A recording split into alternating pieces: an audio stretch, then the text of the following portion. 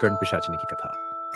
दूर किसी गांव में घने जंगलों के बीच बसा हुआ था एक छोटा सा गांव जिसका नाम था रामपुर। ये गांव साधारण था, लेकिन इसके आसपास की कहानियां असाधारण थीं।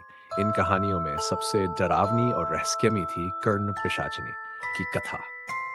गांव के बुजुर्ग अक्सर बच्चों को इस पिशाचिनी की कहानियां सुनाकर डराते थे। उनका मानना था कि कर्ण पिशाचिनी वही आत्मा होती है जो इंसानों के कानों में धीरे से फुसफुसाकर उनके जीवन में विनाशकारी बदलाव लाती है। उसकी आवाज मधुर होती है, लेकिन जो भी उसकी बातों में आता है उसे जीवन भर का दुख और त्रासदी झेलनी पड़ती है।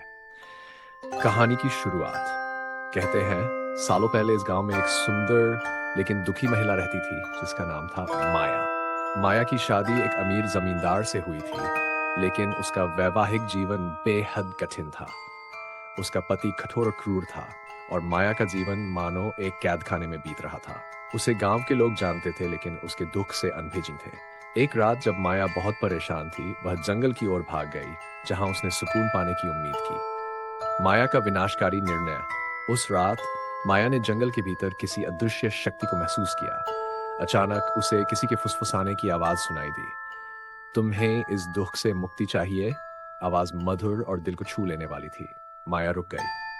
तुम्हारा दर्द खत्म हो सकता है, फुसफुसाहट जारी रही, लेकिन इसके लिए तुम्हें कुछ बलिदान करना होगा। माया ने आवाज की दिशा में देखा, लेकिन वहां कोई नहीं था। फिर भी उसकी आवाज ने माया के दिल में अजीब सा प्रभाव डाला। वह उस अनजान शक्ति के सामने झुक गई और अपने दुखों से मुक्ति के लिए किसी भी कीमत पर तैयार हो गई। उस रात माया जंगल में ही गायब हो गई। किसी ने उसे फिर कभी नहीं देखा। कुछ दिनों बाद गांव में अफवाहें फैल गई कि माया की आत्मा अब कर्ण पिशाचिनी बन गई है। जो भी उसकी मदद मांगेगा उसे उसकी सजा भुगतनी पड़ेगी। गांव में कर्ण पिशाचिनी का आगमन। कुछ साल बीत गए। रामपुर के लोग अब माया को भूलने लगे थे, लेकिन कर्ण पिशाचिनी की कहानियां जीवित रहीं। लोग अब रात के समय जंगल में जाने से डरते थे। गांव के आसपास की हवा भी अजीब लगने लगी। रात के समय कभी कभी किसी के कान में एक फुसफुसाती आवाज सुनाई देती थी, तुम्हें मदद चाहिए? और फिर कुछ भयानक घटनाएं होती। एक दिन गांव में किशन नाम का एक युवक आया जो दूर के गांव से रामपुर में अपने चाचा के पास रहने के लिए आया था। किशन बेहद साहसी और निडर था और कर्ण पिशाचिनी की कहानियों को महज एक मिथक मानता था। वह अक्सर लोगों का मजाक उड़ाता और कहता, ये सब मनगढ़ंत बातें हैं, भूत प्रेत जैसा कुछ नहीं होता। किशन का सामना कर्ण पिशाचिनी से। एक रात किशन जंगल में लकड़ी इकट्ठा करने चला गया। उसका मन और विचारों में कोई भय नहीं था। वह अपनी धुन में चलता रहा जब अचानक हवा ठंडी हो गई और चारों ओर सन्नाटा पसर गया। तभी उसे एक धीमी मधुर आवाज सुनाई दी। तुम्हें कुछ चाहिए? आवाज ने उसके कानों में हल्का सा कंपन किया। किशन रुक गया। उसकी हंसी अचानक गायब हो गई। उसने चारों ओर देखा, लेकिन वहां कोई नहीं था। तुम्हारी सभी परेशानियां खत्म हो सकती हैं। आवाज फिर से गूंजी। अब किशन का दिल जोर से धड़कने लगा। कौन है? उसने घबराकर पूछा। मैं तुम्हारी मदद कर सकती हूँ, आवाज ने किशन के कानों में जैसे जहर घोल दिया। तुम्हें बस मेरी एक छोटी सी बात माननी होगी। किशन को अब समझ में आने लगा था कि ये वही कर्ण पिशाचिनी है जिसके बारे में गांव वाले उसे चेतावनी देते थे, लेकिन उसके भीतर का अहंकार और जिज्ञासा उसे रोक नहीं पा रही। क्या चाहिए तुम्हें? उसने चुनौती देते हुए पूछा। सिर्फ तुम्हारा विश्वास, आवाज ने कहा, और तुम वह सब पा जाओगे जिसकी तुम्हें तलाश, शक्ति और हर वो चीज जो तुम्हें चाहिए। किशन कुछ पलों तक सोचता रहा। क्या ये सच हो सकता है? उसकी महत्वाकांक्षाएं और जिज्ञासा उस पर हावी होने लगी। ठीक है, उसने सहमति जताई, मैं तैयार हूं।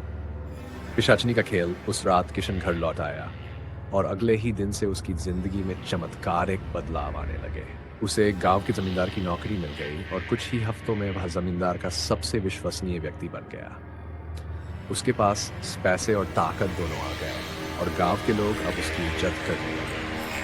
लेकिन ये सब लंबे समय तक नहीं चला। कुछ महीनों बाद किशन के कानों में वही मधुर फुसफुसाहट फिर से आने लगी। वह रात में ठीक से सो नहीं पाता था। हर समय उसे कर्ण पिशाचिनी की आवाज सुनाई देती। तुमने मुझसे वादा किया था, अब वक्त है उसे पूरा करने का। धीरे धीरे किशन की जिंदगी बर्बाद होने लगी। उसकी सेहत खराब होने लगी और उसके साथ काम करने वाले लोग भी उससे दूर भागने लगे। उसकी संपत्ति घटने लगी और उसकी ताकत भी छिन गई। किशन को अब समझ में आ चुका था कि उसने कितनी बड़ी गलती कर दी थी।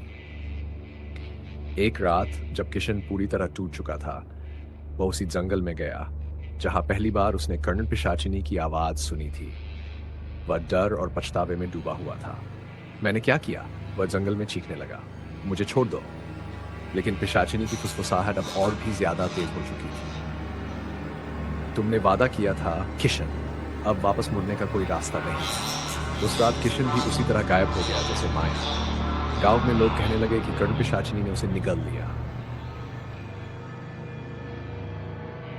गांव की अंतिम चेतावनी। रामपुर के लोगों ने फिर कभी किशन को नहीं देखा, लेकिन उसकी कहानी गांव में सदियों तक सुनाई जाती रही।